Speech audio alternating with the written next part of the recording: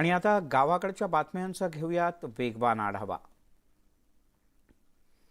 साहित्य संमेलनाचे स्वागताध्यक्ष दत्ता मेघे यांची प्रकृती समारोपाच्या कार्यक्रमात थोडीशी बिघडली। उपचारानंतर पुन्हा एकदा ते मंचावर दाखल झाले।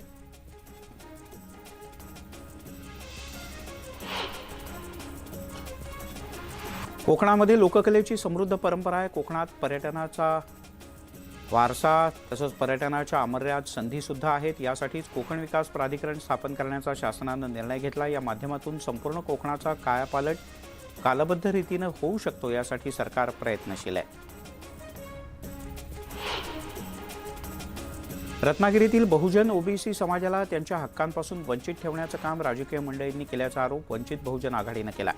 प्रकाश आंबेडकर यांच्या नेतृत्वाखाली वंचित बहुजन आघाडीचं कुणबी समाज उन्नती हक्क परिषद 25 फेब्रुवारीला चिपळूणमध्ये आयोजित करण्यात आली आहे।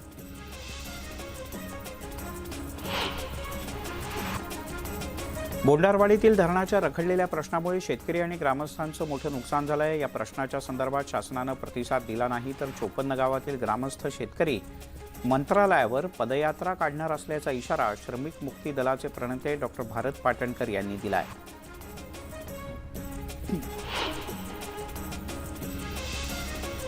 नंदुरबार तालुक्यातील पाचोराबारी गावातील रेल्वे गेट कायमस्वरूपी बंद करण्यात आलाय।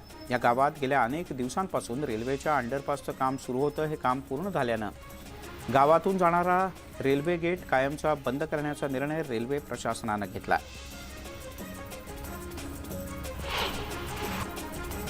पुण्यातील प्रसिद्ध लोणी काळभोर गाव हे रामदरा तीर्थक्षेत्राकडे जाणाऱ्या रस्त्याची दुरावस्था झाली। यामुळे दर्शनासाठी येणाऱ्या भाविकांना खड्डे आणि धुळीचा मोठा त्रास सहन करावा लागतो। रस्ता तातडीनं दुरुस्त करण्याची मागणी करण्यात येते। अमरावती जिल्ह्यात वातावरणात सातत्यानं बदल होत आहेत। थंडीचा कडाका कायम राहिला असल्यानं गव्हाच्या पिकांसाठी पोषक वातावरण निर्माण झालंय। त्यामुळे यावर्षी गव्हाचं विक्रमी उत्पादन होण्याची शक्यता व्यक्त केली जाते।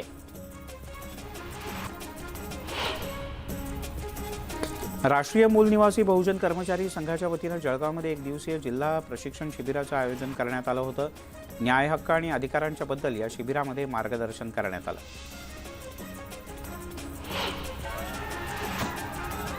धुळे जिल्हा पोलीस दलाच्या तर्फे धुळे मॅरेथॉन स्पर्धेचं आयोजन करण्यात आलं। यावेळेला राज्याचे क्रीडा आणि युवक कल्याण मंत्री गिरीश महाजन यांनी झेंडा दाखवला। स्पर्धेतील विजयी स्पर्धकांचा महाजन यांच्या हस्ते सत्कार करण्यात आला। यावेळेला महाजन यांनी झुंबा नृत्य सादर केलं।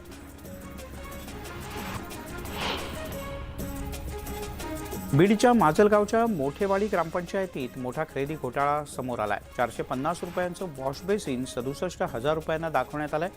शाळेसाठी 33,000चा LED टीव्ही घेण्यात आला, मात्र त्याचं बिल 1,63,000 इतकं दाखवलं गेलंय।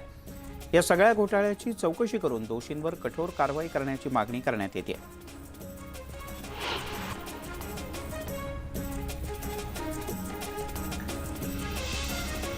कराड पुणे बंगळुरू राष्ट्रीय महामार्गावर कराड कोल्हापूर नाका येथील उड्डाणपुलाचं पाडकाम करण्यात येत आहे। त्यामुळे हा उड्डाणपूल वाहतुकीसाठी बंद करण्यात आला आहे। हा पूल पाडून 6 पदरी केला जाणार आहे।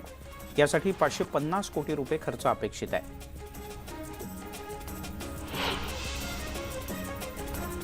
मुंबई गोवा महामार्गावर तेलाचा टँकर उलटल्यानं तब्बल 1.5 तास वाहतुकीचा मोठा खोळंबा झाला। वाहतूक पोलीस आणि अग्निशमन दलाच्या मदतीनं वाहतूक बऱ्याच काळानंतर सुरळीत करण्यात आली।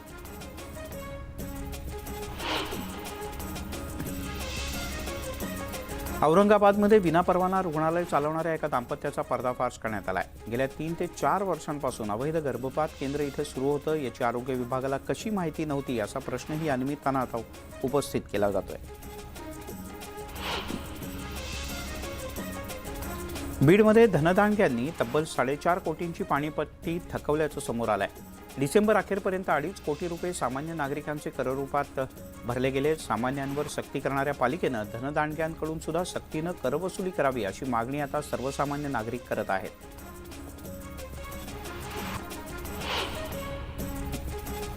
राज्य सरकारनं शेतकऱ्यांना 12 तास वीज पुरवठा देणार असं आश्वासन दिलं होतं, मात्र अवघ्या 2 महिन्यात हे आश्वासन फोल ठरलं असून जिल्ह्यामध्ये कृषी फीडरवर भारनियमनाचं सावट पुन्हा एकदा आलं आहे।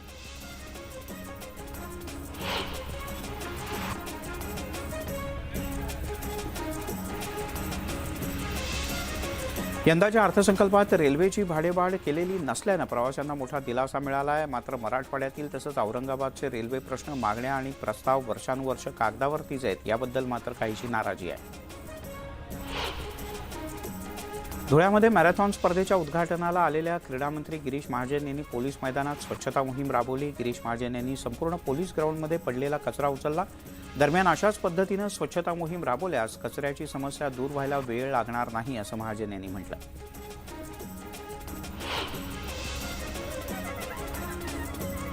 सोलापूर जिल्ह्याच्या दौऱ्यावर असलेल्या महाराष्ट्र नवनिर्माण सेना विद्यार्थी सेनेचे नेते अमित ठाकरे यांनी मोडणीमध्ये हुरडा खाण्याचा आनंद लुटला. यावेळी त्यांनी विद्यार्थ्यांच्या सोबत संवादही साधला.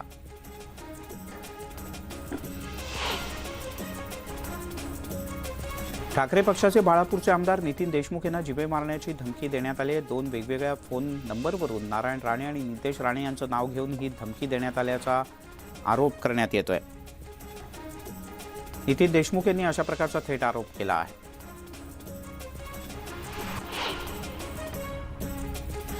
लग्न कुणाशी करायचं हे ठरवणारे हे कोण, असा प्रश्न खासदार सुप्रिया सुळे यांनी लव्ह जिहादच्या मोर्चांसंदर्भात उपस्थित केला होता. यावर नितेश राणे यांनी प्रतिक्रिया दिली.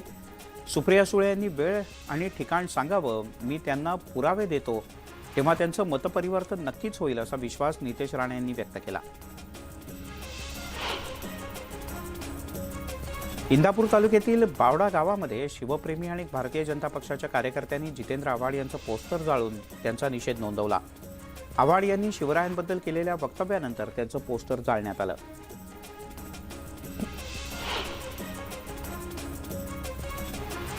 मराठा आरक्षणासाठी वडीकाळ्या येथील ग्रामस्थांनी आमरण उपोषण सुरू केले. दरम्यान राष्ट्रवादीचे आमदार राजेश टोपे यांनी आंदोलनकर्त्यांची भेट घेतली. जोपर्यंत आरक्षण मिळत नाही तोपर्यंत उपोषण सुरूच ठेवणार असल्याचं आंदोलनकर्त्यांचं म्हणणं आहे.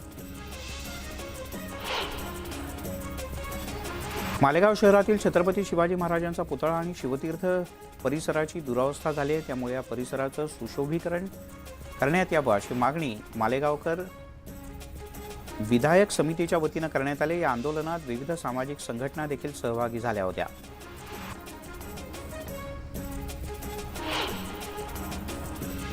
वाशिम जिल्ह्यामध्ये अतिवृष्टीमुळे पिकांचं मोठं नुकसान झालंय. मात्र अजूनही शेतकऱ्यांना पीक विमा मिळालेला नाही. त्यामुळे स्वाभिमानी शेतकरी संघटनेच्या वतीनं मालेगाव तहसील कार्यालयावर मोर्चा काढण्यात आला.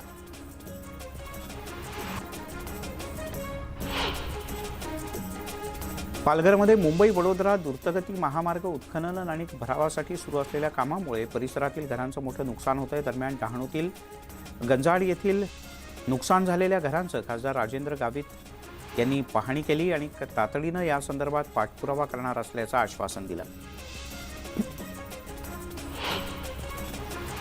कन्नडचे माजी आमदार हर्षवर्धन जाधव यांचा एक व्हिडिओ व्हायरल झाला आहे. 2024ला ठाकरे पक्षाच्या चंद्रकांत खैरे यांना पाठिंबा देणार असल्याचं जाधव यांचं म्हणणं आहे.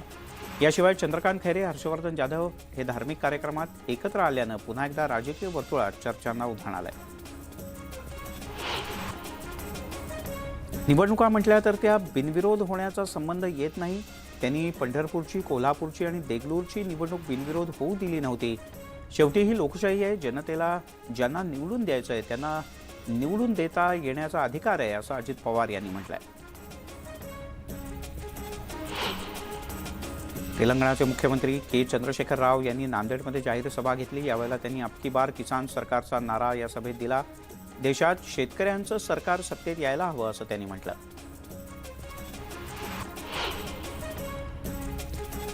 गिरीश महाजन यांनी एकनाथ खडसे यांच्यावर जोरदार टीका केली. मी किती पवित्र आणि मी किती स्वच्छ हे लोक ऐकण्याच्या मानसिकतेत नसल्याचं महाजन म्हणाले. त्यामुळे आता खडसेंनी खरं बोलायला हवं, असं त्यांनी नमूद केलं. भारतीय रेल्वेचे जनक आणि मुरबाडचे सुपुत्र नाना शंकरशेठ यांच्या जन्मस्थानी लवकरात लवकर रेल्वे येणार. मुरबाडकरांचं स्वप्न लवकरच पूर्ण होणार अशी घोषणा पंचायत राज मंत्री कपिल पाटील यांनी केली. या रेल्वेला महाविकास आघाडीचा विरोध होता, असा आरोप त्यांनी केला. पोटनिवडणुका बिनविरोध व्हाव्यात यासाठी मुख्यमंत्री एकनाथ शिंदे यांनी महाविकास आघाडीच्या पक्षश्रेष्ठींना फोन केला. त्यामुळे पोटनिवडणुका बिनविरोध व्हाव्यात यासाठी सर्वच पक्षांनी मनाचा मोठेपणा दाखवायला हवा, अशी प्रतिक्रिया उद्योगमंत्री उदय सामंत यांनी दिली.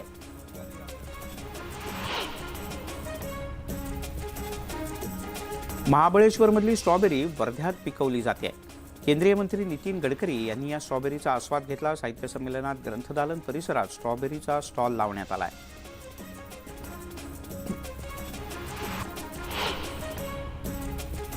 लोटेमधील गोशाळेमध्ये 1200 गायी असून ती गोशाळा बंद करून गायी खाटकाला द्यायच्या आहेत का, असा सवाल नितेश राणे यांनी भास्कर जाधव यांना केलाय। कोणी त्रास दिला तर कोकरे महाराज यांच्या पुढे आम्ही उभे राहणार, असंही त्यांनी म्हटलं आहे।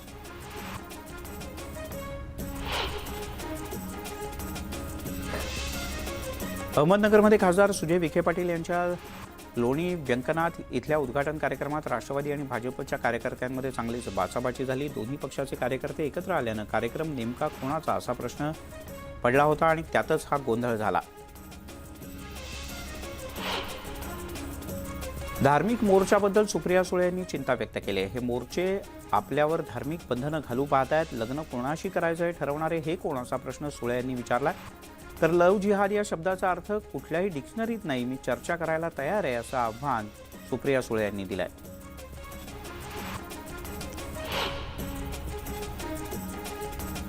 राज्यात वडील पळवण्याची स्पर्धा सुरू असून मला माझी जागा कोणाला द्यायची नाही, शरद पवार हे माझेच वडील आहेत, हे कॅमेऱ्यात रेकॉर्ड करून ठेवा, असा मिश्किल टोला सुळे यांनी लगावलाय। सत्यजित तांबे यांचा विषय अतिशय गंभीर असून त्याची दखल घ्यावीच लागेल, असं वक्तव्य काँग्रेसचे नेते विजय वडेट्टीवार यांनी केलंय। मी आणि सुनील केदार सत्यजित तांबे यांच्या विषयावर पत्रकार परिषद घेऊन सविस्तर बोलू, असंही वडेट्टीवार म्हणाले। दौंड शहरामध्ये एका तरुण व्यापाऱ्यानं खासगी सावकारांच्या जाचाला आणि मारहाणीला कंटाळून आत्महत्या केली। या प्रकरणी 2 महिलांसह 9 जणांच्या विरोधात गुन्हा दाखल करण्यात आलाय। भिवंडीमध्ये एका लॉजमध्ये बंदुकीचा धाक दाखवून महिलेवर अत्याचार करण्यात आले। कोंदगाव पोलिसांनी आरोपीला धुळ्यातून अटक केली। कपिल दामोदर असं या आरोपीचं नाव आहे। लहान मुलानं दुचाकीला सायकल आडवी घातल्याच्या किरकोळ वादातून 20 वर्षीय तरुणाची हत्या करण्यात आल्याची घटना राहाता शहरात घडली। या प्रकरणी राहाता पोलीस स्थानकात गुन्हा दाखल करण्यात आला असून पोलिसांनी आरोपीला ताब्यात घेतलाय। जळगाव शहरातील दूरदर्शन टॉवर बोदवडजवळ बस आणि दुचाकीचा अपघात झाला। या अपघातामध्ये दुचाकीवरील 2 जण जखमी झाले असून एकाची प्रकृती गंभीर आहे। त्याला खाजगी रुग्णालयात दाखल करण्यात आलंय, तर बसमधील काही प्रवाशांना किरकोळ मार लागलाय। मुंबई पुणे महामार्गावर कार चालकाचं नियंत्रण सुटल्यानं कार दुभाजकाला जाऊन धडकली। सुदैवानं यात जीवितहानी झालेली नसली तरी चालक अर्धा तास कारमध्ये अडकून पडला होता। सुरक्षा दलाचे जवान आणि पोलिसांनी घटनास्थळी धाव घेऊन चालकाला बाहेर काढलं।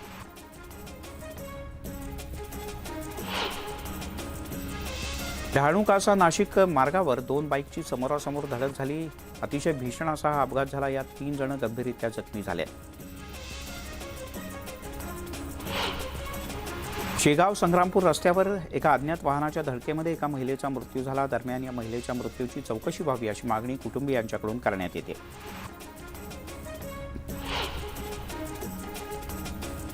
येवल्याच्या बाबुळगावमध्ये एका 22 वर्षीय तरुणानं गळफास घेत आत्महत्या केली। आत्महत्येचं नेमकं कारण अद्याप समजू शकलेलं नाही। आठवड्याभरातील आत्महत्येची या ठिकाणची ही 3री घटना आहे।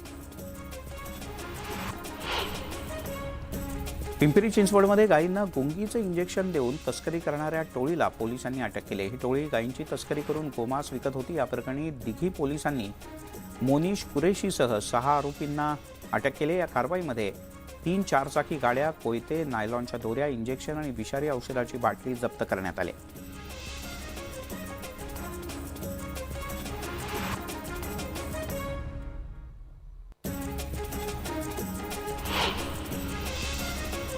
औरंगाबादच्या चितेगावमध्ये अवैध गर्भपात केल्याप्रकरणी 2 डॉक्टरांच्या विरोधात गुन्हा दाखल करण्यात आला। आरोग्य विभाग आणि पोलिसांनी केलेल्या छापेमारीत हा प्रकार उघडकीस आला। डॉक्टर सोनाली काळकुंबे आणि डॉक्टर अमोल जाधव यांच्या विरोधात गुन्हा दाखल करण्यात आला आहे।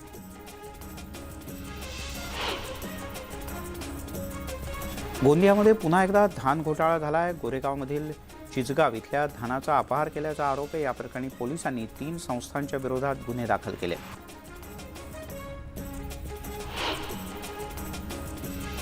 भंडारा जिल्ह्यातून जाणाऱ्या राष्ट्रीय महामार्गावर मोहगाव जंगल परिसरात पट्टेदार वाघाचं दर्शन झालं। एका व्यक्तीनं ही दृश्य आपल्या मोबाईलमध्ये कैद केली आहेत।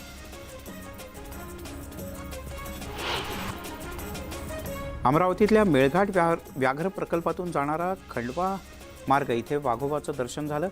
धारणी येथील रहिवासी रामकृष्ण सोनोने यांनी हा वाघ आपल्या मोबाईलच्या कॅमेऱ्यात कैद केलाय। बोदवड महाविद्यालयाच्या राष्ट्रीय सेवा योजना निवासी श्रमसंस्कार शिबिराचं सर्वत्र कौतुक होत आहे। श्रमदान, स्वयंस्वच्छता, गीतमंच, विचारमंथन, मैदानी खेळ, गटचर्चा, सामाजिक विचारमंथन तसंच सांस्कृतिक कार्यक्रमांनी बोदवड इथल्या या राष्ट्रीय सेवा योजनेचं शिबिर संपन्न झालं। इथे उत्स्फूर्तपणे तरुणांनी सहभाग नोंदवला। माढा तालुक्यातील अरण इथे सोलापूर जिल्ह्यातील सर्वात उंच वारकरी ध्वज उभारण्यात आलाय। कर्जत जामखेडमधील जनतेच्या माध्यमातून आमदार रोहित पवार यांनी हा ध्वज उभारला आहे।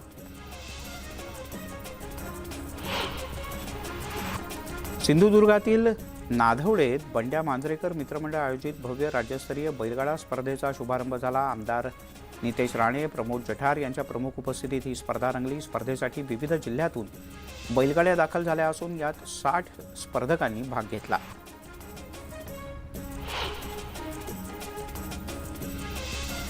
अकोला येथील डॉक्टर पंजाबराव देशमुख कृषी विद्यापीठाचा 37वा दीक्षांत समारंभ मोठ्या उत्साहात पार पडला। या दीक्षांत समारंभात 30 आचार्य पदवीधारक, 23 स्नातकोत्तर तर 1922 पदवीधारकांसह 4327 जणांना पदवी प्रदान करण्यात आली। जळगाव जिल्ह्यातील थोरगव्हाण इथे प्रसिद्ध श्री भैरवनाथ महाराज यांच्या यात्रा महोत्सवाला सुरुवात झाली। 450 वर्षांची परंपरा असलेल्या या यात्रेला राज्यभरातून भाविकांनी मोठी गर्दी केली। यावेळेला काढण्यात आलेल्या शोभायात्रेत हजारो भाविक सहभागी झाले होते।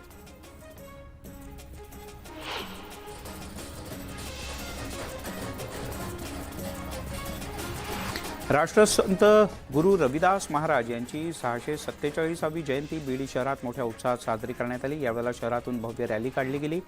या रॅलीत नागरिकांनी मोठ्या संख्येने सहभाग घेतला।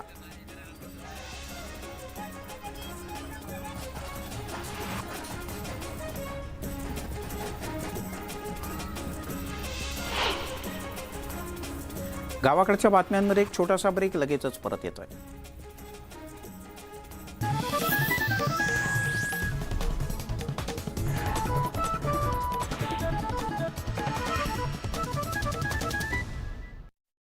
क्रीडा, साहित्य आणि सांस्कृतिक क्षेत्रात उत्कृष्ट कामगिरी करणाऱ्यांचा समाज बांधवांचा सन्मान करण्यात आला।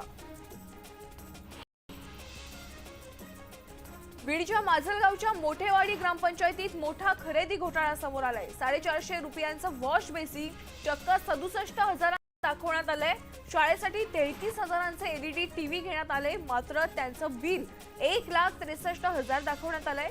या घोटाळ्याची चौकशी करून दोषींवर कारवाईची मागणी होतीये।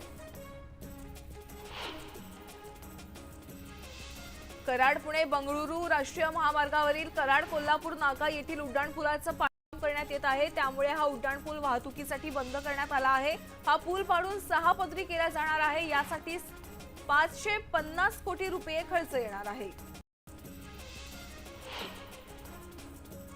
मुंबई गोवा महामार्गावर तेलाचा टँकर उलटल्यानं तब्बल 1.5 तास वाहतुकीचा खोळंबा झाला। वाहतूक पोलीस आणि अग्निशमन दलाच्या मदतीनं वाहतूक सुरळीत करण्यात आली। औरंगाबादेत विनापरवाना रुग्णालय चालवणाऱ्या एका दाम्पत्याचा पर्दाफाश करण्यात आला आहे। गेल्या 3 ते 4 वर्षांपासून अवैध गर्भपात केंद्र सुरू असताना याची आरोग्य विभागाला माहिती कशी मिळाली नाही असा प्रश्न आता उपस्थित केला जातो।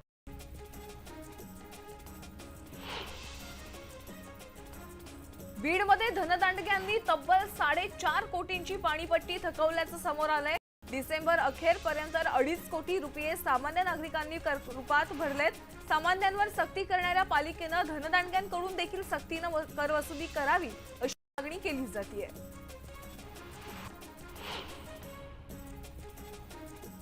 लहान मुलानं दुचाकीला सायकल आडवी घातल्याच्या किरकोळ वादातून 20 वर्षाच्या तरुणाची हत्या झाल्याची घटना राहाता शहरामध्ये घडली आहे। या प्रकरणी राहाता पोलीस ठाण्यात गुन्हा दाखल करण्यात आला असून पोलिसांनी आरोपीला ताब्यात घेतलंय।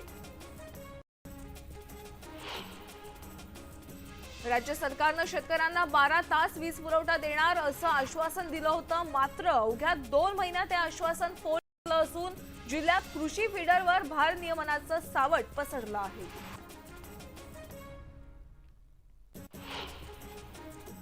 यंदाच्या अर्थसंकल्पात रेल्वेची भाडेवाढ केलेली नसल्यानं प्रवाशांना दिलासा मिळाला आहे. मात्र मराठवाड्यातील तसंच औरंगाबादचे रेल्वे प्रश्न, मागण्या आणि प्रस्ताव वर्षानुवर्ष कागदावरच आहे.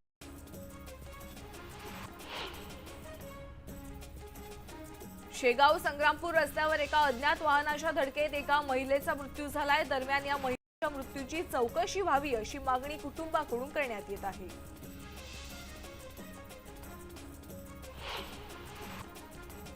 तेलंगणाचे मुख्यमंत्री के चंद्रशेखर राव यांनी नांदेडमध्ये जाहीर सभा घेतलेली आहे. यावेळी त्यांनी अब की बार किसान सरकारचा नारा या सभेत दिला. देशात शेतकऱ्यांचं सरकार यायला हवं असंही त्यांनी म्हटलंय.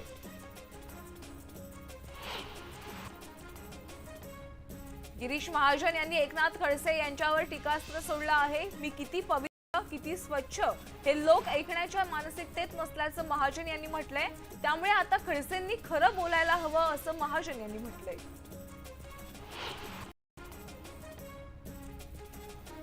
भारतीय रेल्वेचे जनक मुरबाडचे सुपुत्र नाना शंकर शेठ यांच्या जन्मस्थानी लवकरात लवकर रेल्वे येणार. मुरबाडकरांचं स्वप्न लवकरच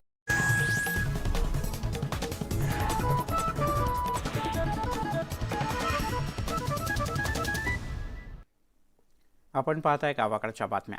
मार्चमध्ये होणाऱ्या महिला प्रीमियर लीगसाठी मुंबई इंडियन्सची कोचिंग टीमची घोषणा करण्यात आली. इंग्लंडच्या चार्लोट एडवर्ड्स यांना मुख्य प्रशिक्षक बनवण्यात आला आहे. भारतीय खेळाडू झुलन गोस्वामी मार्गदर्शक, तर गोलंदाजी प्रशिक्षकाच्या भूमिकेत दिसणारे अष्टपैलू देविका पळशीकर ही संघाच्या फलंदाजी प्रशिक्षक पदी असणार आहे. तर माजी क्रिकेटपटू तृप्ती चंदगडकर भट्टाचार्य टीमच्या संचालक असतील. खेळांमध्ये महिलांना फक्त खेळाडूच नव्हे तर प्रशिक्षक, संचालक, सहाय्यक कर्मचाऱ्यांच्या रूपात पाहणं आनंददायी असल्याचं नीता अंबानी यांनी म्हटलंय आणि या सगळ्यांचं स्वागत केलंय.